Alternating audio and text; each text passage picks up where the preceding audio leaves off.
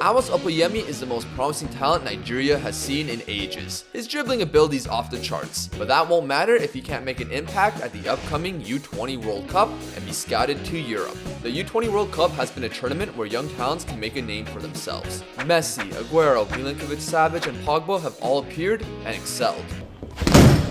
While scouting has improved significantly over the years, gems do slip through the cracks. Who knows what talents could have been discovered at the U17 and the U20 World Cups in 2021 if it wasn't for COVID. An opportunity like that may never come again, which is why the tournament coming up in Indonesia, which definitely didn't get moved to Argentina, is crucial. It's especially true from those in Africa, where we've seen players from the continent go to clubs like Arsenal, Wolfsburg, RB Salzburg, etc. For Amos, the goal is like what many have: earn a lot of money and social media followers. Become the best, win the most prestigious club trophies, and help the first African country to win the World Cup. Problem with you is, you're completely delusional. The 16-year-old from Ibadan is capable of playing as a cam or on the left. He recently signed with a local Nigerian club in the top division named Shooting Stars SC of Ibadan. A necessary step, since he needed to be at a good club, as even if he got scouted, he'd only be able to leave for Europe at age 18. Preseason, he got the trust of their coach, Obi Pretorius, a manager who's also looking to make a name for himself. My hair is always blue. Why? The faith for Amos was rewarded as he scored the winning goal on his debut. Now let's not forget that he's 16 years old, so playing senior football isn't going to be smooth sailing. However, this experience was crucial for him, especially with the roadmap ahead. In order to qualify for the U20 World Cup, Nigeria needed to finish in the top 4 of the U20 African Cup of Nations. With Landon Basso announcing him onto the U20 Super Eagles, it was time for him and his teammates to step up. There were a couple promising players, including Nathaniel Nwosu, who has been gathering interest from Europe, and Victor Aletu, who already achieved the dream and was at AC Milan himself. While Amos was frothing at the mouth about that, the three would get along well. The preparations for the tournament was pretty good too, with Amos assisting in a friendly win over Ghana. The catch is that he was forced to play out at left wing, which he does at club level, but it wasn't his favorite position. You know who else is in an unfavorable position?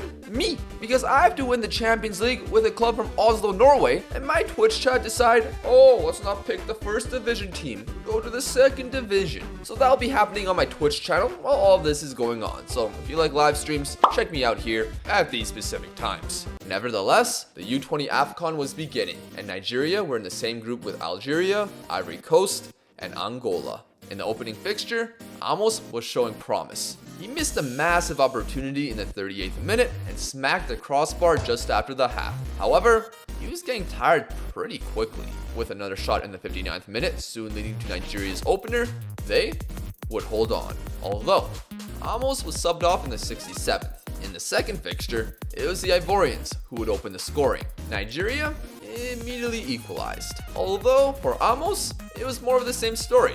He was losing fitness rather quickly, and without doing anything memorable, he was subbed off 60 minutes in. His team would get a scare with 18 minutes remaining as the Ivorians won a penalty. Zare stepped up to take the lead, but Nwosu made a massive stop to keep his team in the game. That proved to be massive, as in the 90th minute, Induka from 25 yards out smashed home a free kick. Another win meant they could rotate versus Angola. Although, the problem of Amos' fitness continued, where he couldn't even make the bench.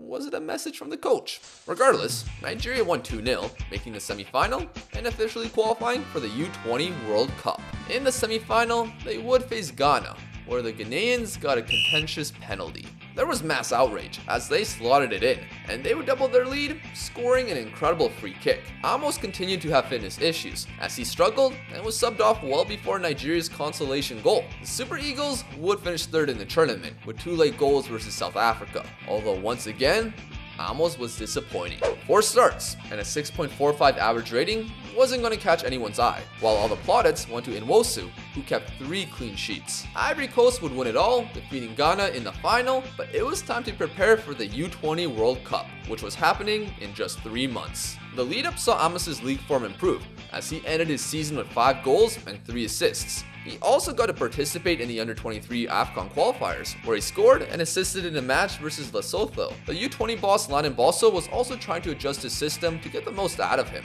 That'd be using a classic 4-3-3, but making the wingers turn into wingerless wingers. You just moved them to cams. Shut up. Nevertheless, the system got a victory over Costa Rica in a friendly, although Amos wasn't available to test it out. Nigeria's group was favorable though, and with the opening match versus Wales, the young Super Eagles were dominating. A slight problem arrived in the 34th minute, however, where Amos got a bruised ankle. But he continued to dazzle, getting a pre-assist for the opening goal scored by Ayaosi. Amos would hit the post prior to halftime, but due to the injury, it was safe to take him off. Wales began to look dangerous in the second half, causing Nwosu to make a big save from distance. However, later on, Ayaosi would step up again to double Nigeria's lead. Sidas and Vangfo got a third late, as 3 points were on the board. I'm most impressed, but his wingerless winger partner Ayaosi got all the plaudits. South Korea were next, and they defeated Panama 2-1 in their opening fixture. It seemed like this would be Nigeria's biggest challenge, especially with Amos and Ayaosi having fitness concerns. However, they both played, and Amos won a penalty in the first moments of the game. Vangfo tucked it home, and just 5 minutes later, Amos would get his first assist, finding Longback, who made a great run from midfield. Amos was doing some great defensive work too, winning the ball back and finding Vangfo, who hit the bar. Just to be safe, the coach took both false wingers off, as no more goals occurred, and Amos finished with an 8.0 match rating. 2 wins on the board meant Nigeria automatically advanced to the knockout stage. With a potential fixture against an incredibly difficult opponent, a lot of players were rested versus Panama, yet they won 4-0, 9 points, and their reward was to play 6-time winners Argentina? What a cruel draw this proved to be, as South Korea, who finished in 3rd, got to play another 3rd place side in Greece, where they got smoked 6-1. Granted, that was after they defeated Uruguay. So game day arrived, and all the other African teams were eliminated before Nigeria stepped onto the pitch. The hope was that Argentina was tired, because they were in a must-draw match versus USA, but it proved to show that their national might was too strong for Nigeria. 8 minutes in, and Sioane casually steps into the box and scores a nice goal. The Nigerians looked at each other wondering, is this what we're dealing with? They responded well with Amos finding space for a decent chance. Unfortunately, Argentina would hit it into second gear, as Luna made a couple defenders look silly, finding Gokto for the second. Abe wasn't helping his teammates by losing the ball to Roman, who shot rebounded to Mamini. 3-0. Amos got a big chance after the half, but again, he couldn't convert. Abe then ends his disaster class of a performance by handling the ball with no one around him, leading to his second yellow. A nightmare scenario, but despite being down to 10, the team kept fighting, and Amos would get one back. And Vangfo then got a glorious opportunity with 15 to go. But he shot it right at the keeper. Argentina then goes down and grabs a fourth. Despite Dabani scoring a second with 10 minutes remaining, the Argentines were too strong, wrapping it up with a fifth and shattering Amos's dream of lifting the U20 World Cup. The kid showed promise and was one of the youngest players in the tournament. However, his moments happened in games where not many people watched, or like in this last fixture, where he was completely overshadowed by Argentina. As he watched the final at home, seeing Italy defeat Spain, mostly due to Bajcetic being sent off, he saw the awards being given out. The Golden Glove was given to Ferran Keklas, the Bronze Ball to Savio, the Silver Ball to Felipe Amaral, and the Golden Ball to Hugo Novoa, who also won the Golden Shoe. Amos was only 17, while these guys were at least 2 years older. But even with the U20 World Cup happening every 2 years, that doesn't mean he'll ever get a chance to play in it again if his country doesn't qualify. So was Amos just going to miss out on going to Europe? His teammate Nwosu got looks, but even he wasn't signed. Regardless, he had to continue another season in Nigeria, and he and his team were doing great by the time AFCON rolled around, second in the table, and great performances across the board. He even got a national team call-up in a friendly versus New Zealand, as Jose Percero wanted to see what the teenager could show. He wouldn't make the AFCON roster, but did appear in the 2024 African Nations Championship, which is like AFCON, but only features players from the local leagues. Amos dominated, getting the winning goal over Congo and assisting against Sudan.